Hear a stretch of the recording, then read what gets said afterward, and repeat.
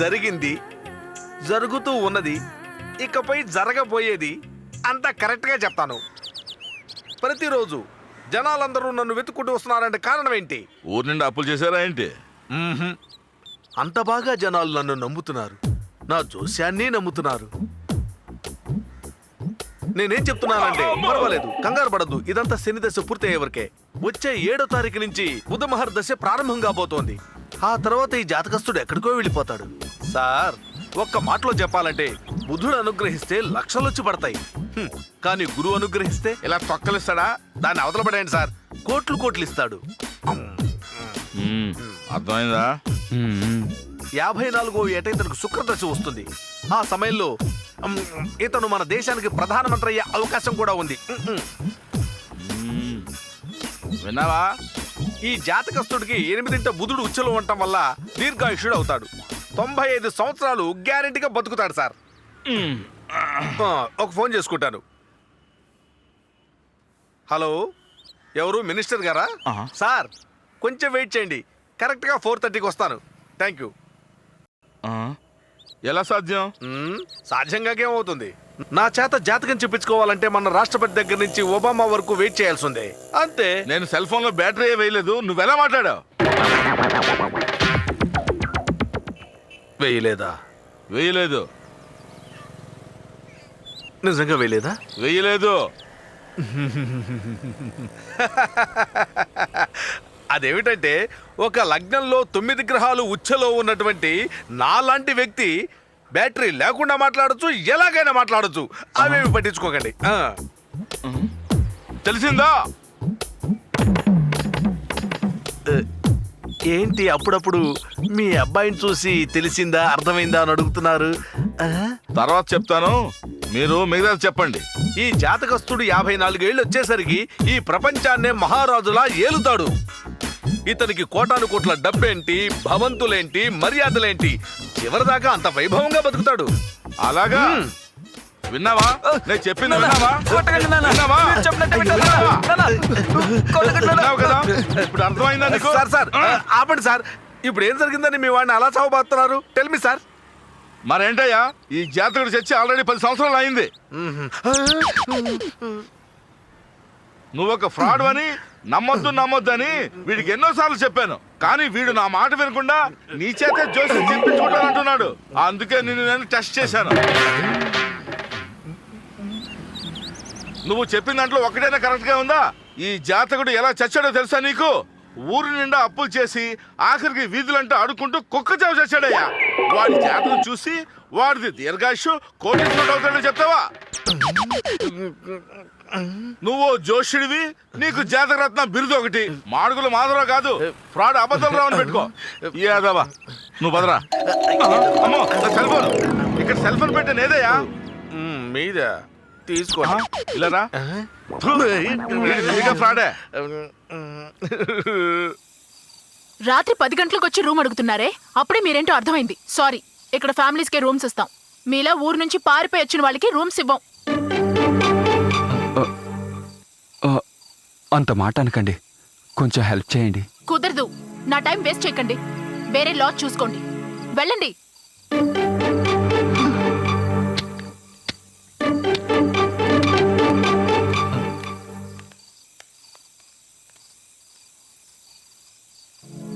ఇలా చూడండి, వాళ్ళిద్దరూ తిరిగొచ్చి ఏదో ఒక కథ చెప్పి బతిమాలుకుంటారు.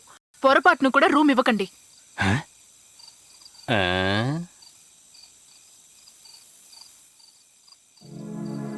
ఏంటి అమ్మాయి జాలి దయ లేకుండా మాట్లాడుతోంది? ఇంత రాత్రిపూట ఎక్కడికి వెళ్తాం? నిన్ను చూసుకోవడం మనసు కరగలేదే.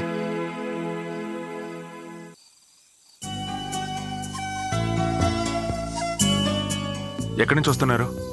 మా సొంత ఊరు కాకినాడండి. గత 5 ఏళ్ళుగా మేము సిన్సియర్గా లవ్ చేసుకుంటున్నాం. మా పెళ్ళికి పెద్దలు ఒప్పుకోలేదు, అందుకే ఇలా పారిపోయి వచ్చేసాం. రేపు పొద్దున్న రిజిస్టర్ ఆఫీస్లో మీ ఇద్దరం పెళ్లి చేసుకోబోతున్నాం. నాకు పర్వాలేదు సార్, నేను ప్లాట్ఫామ్ మీదనే పడుకుంటాను. కానీ తను అలా కాదు, ఎంతో సంపన్నమైన కుటుంబం. నాతో పాటు తను కూడా ప్లాట్ఫామ్ మీద ఉంచలేనుగా. కనీసం రిసెప్షన్ దగ్గరైనా కాస్త ప్లేస్ ఇవ్వండి సార్. తెల్లారే వరకు ఉండి తర్వాత వెళ్ళిపోతాం. సరే లోపలికి రండి.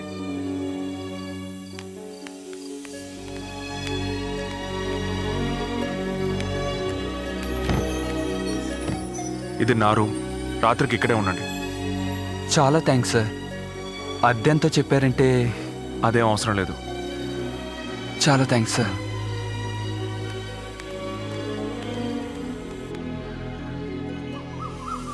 మీ మేల్ని మర్చిపోలేమండి. చాలా థ్యాంక్స్. పర్వాలేదు. All the best. Thank you sir.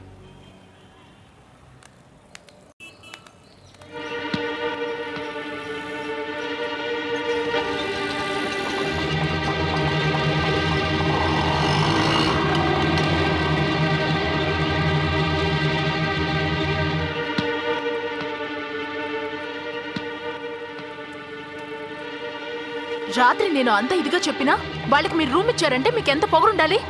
పొగరేం కాదు. అర్ధరాత్రి అప్పుడు ఆ అమ్మాయిని తీసుకుని ఎక్కడికి వెళ్ళాలో తెలియట్లేదు అన్నాడు.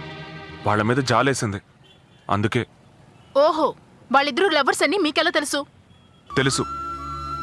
వాడు తలుచుకొని ఉంటే మేమిద్దరం భార్యాభర్తలోని మీతో అబద్ధం చెప్పుండొచ్చు. లవర్స్ అని నిజం ఎందుకు చెప్పాలి? అది మాత్రమే కాదు, వాళ్ళు నన్ను రూమ్ అడగలేదు. రిసెప్షన్లో ఒక మూలనైనా చోటు ఇవ్వండి అని అడిగారు.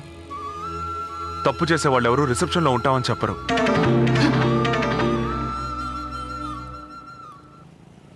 అసలు మీ గురించి మీరేమనుకుంటున్నారు? ఊర్లోంచి పారిపోయి వచ్చిన వాళ్ళందరికీ ఆశ్రయం ఇవ్వడానికి ఇదేమైనా ఆశ్రమమా, లేక మీరేమైనా దీని ఓనరా? అసలు నాకు తెలియక అడుగుతాను, ప్రేమ గురించి మీకేం తెలుసు? ఎందుకు తెలీదు? నాకు ప్రేమ గురించి తెలుసు.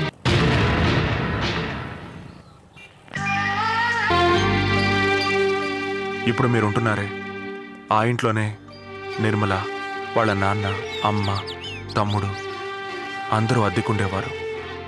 నిర్మల డాక్టర్కి చదువుకోవాలని కళ్ళు కనేది. అందుకు అవకాశం లేకపోవడం వల్ల బీఎస్సీ చదువుకుంది. అప్పుడు వాళ్ళు చాలా కష్టపడేవాళ్ళు. టీవీ చూడడానికి కూడా నిర్మల లాడ్జ్కే వచ్చేది.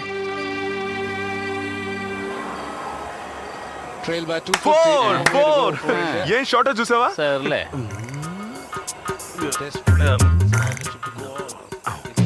అయ్యో,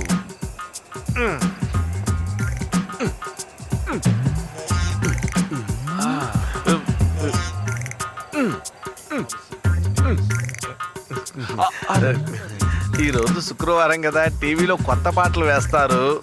అయితే ఏంటి? టైం 7:30 దాటింది. ఈ పాటికే ప్రోగ్రామ్ స్టార్ట్ అయి ఉంటుంది. ఆ? ఇవాళ 8వ తారీఖు. ఇంతవరకు అద్దె ఇవ్వలేదు తెలుసుగా.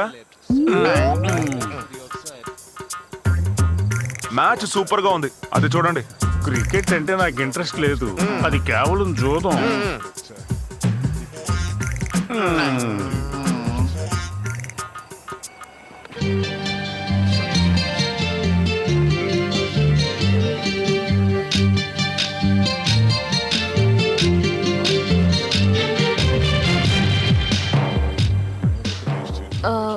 ఈరోజు ఫ్రైడే, కొత్త పాటలు వేస్తారు. క్రికెట్ మ్యాచ్ సూపర్ గా ఉందిగా. నాకు క్రికెట్ అంటే ఇష్టం లేదు, అది కేవలం జూదం, మ్యాచ్ ఫిక్సింగ్. అవునవును, నాకు క్రికెట్ అంటే ఇష్టం లేదు. అందరూ డబ్బుల కోసమే ఆడతారు. మ్యాచ్ ఫిక్సింగ్ నేను ముందే చెప్పానండి. ఇదిగో వీళ్ళు వింటేగా. బయలుదేరండి, వెళ్ళండి. క్రికెట్ ఏం వద్దు కానీ వెళ్ళి పడుకోండి, వెళ్ళండి.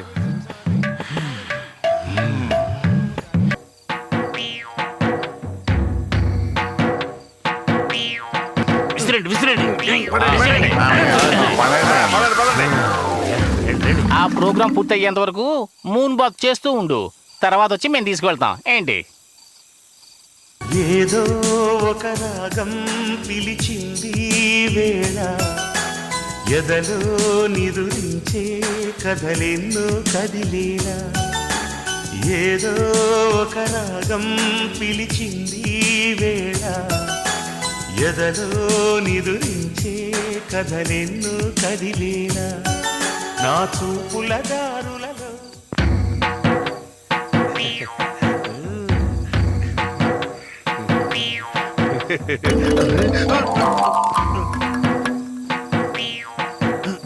ఏంటి వాడు వచ్చేసాడు.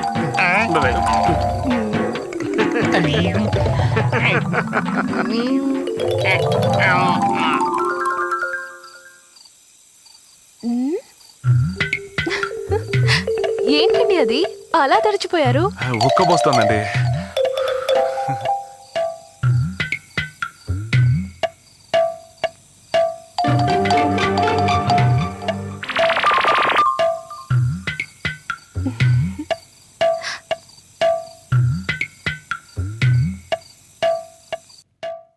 ఎక్కడికి వెళ్ళిపోయావనా? ఏరా సూపర్ పార్టీ.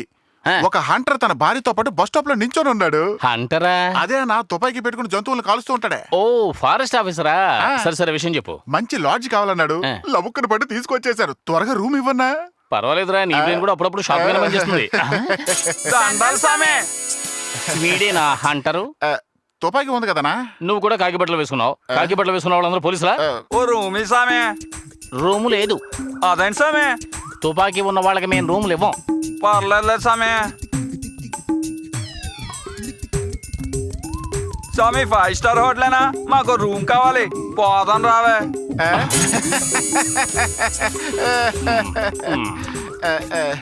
తప్పుగా ఏం లాట్ స్వామి ఇది తెక్కం కొడుతుంది. భలే చెప్పారండి. ఇప్పటికీ మన లాజిక్ చెడ్డ పేరు ఉంది, దాన్ని ఇంకా చెడగొడతావరా? ఈ లాజుకు బోర్డు ఒకటి.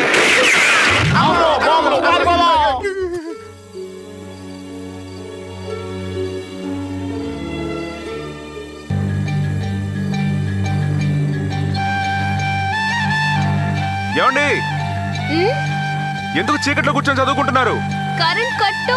కరెంటు కట్టా? లాడ్జ్ లో ఉందిగా. తెలీదు, ఫ్యూజ్ పాయింట్ ఉంది.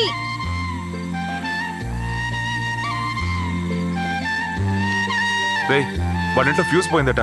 నేను వెళ్ళి ఫ్యూజ్ మార్చొస్తాను. రేయ్, అది ఫ్యూజ్ పోవడం కాదు, బిల్లు కడితేనే కదా కరెంటు ఉండడానికి.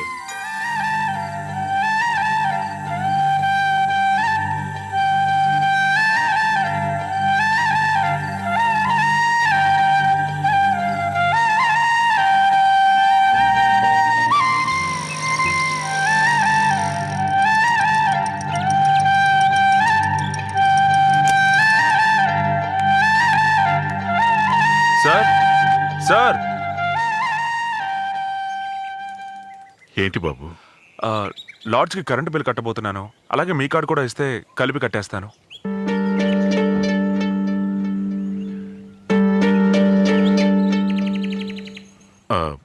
లేదు బాబు, నువ్వు వెళ్ళు, నేను తర్వాత కడతానులే. నాకు తెలుసు సార్. ఎందుకు నా దగ్గర దాస్తారు? మీకు పర్వాలేదు. నిర్మల చదువుకునే అమ్మాయి. ఎన్ని రోజులు చీకట్లోనే చదువుకుంటుంది. తను డాక్టర్ కావాలని ఆశపడుతోంది. ఎందుకు తను ఇలా ఇబ్బంది పెడతారు?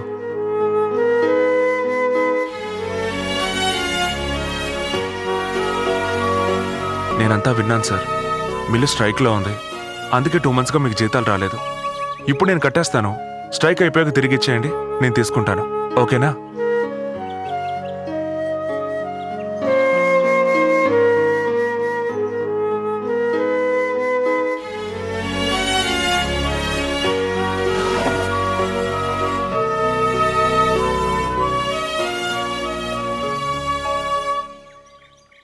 థ్యాంక్స్ బాబు. ఏంటి సార్ దీనికి పోయి థ్యాంక్స్ చెప్తారంటే? పర్వాలేదు సార్. బాబు, ఆ? బస్సుకు డబ్బు లేక 2 రోజులుగా నిర్మల కాలేజీకి వెళ్ళటం లేదు.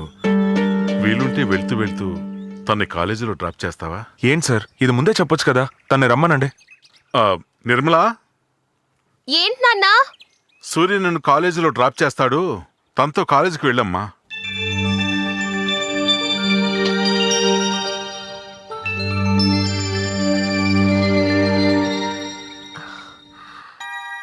ఇదిగో తీసుకో. వెళ్ళొస్తానమ్మా.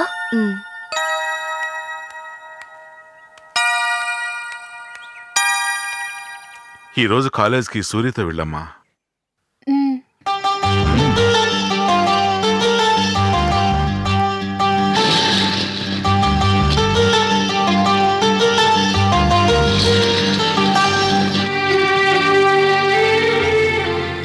మీకు అభ్యంతరం లేకపోతే నేనే మిమ్మల్ని కాలేజీలో డ్రాప్ చేసి ఈవినింగ్ వచ్చి పికప్ చేసుకుంటానండి. అయ్యో, మీకెందుకండి శ్రమ? అవును, నాదేమన్నా కలెక్టర్ ఉద్యోగమా? ఇక నుంచి మిమ్మల్ని కాలేజీలో డ్రాప్ చేసి ఈవినింగ్ పికప్ చేసుకోవడమే నా మొదటి పని.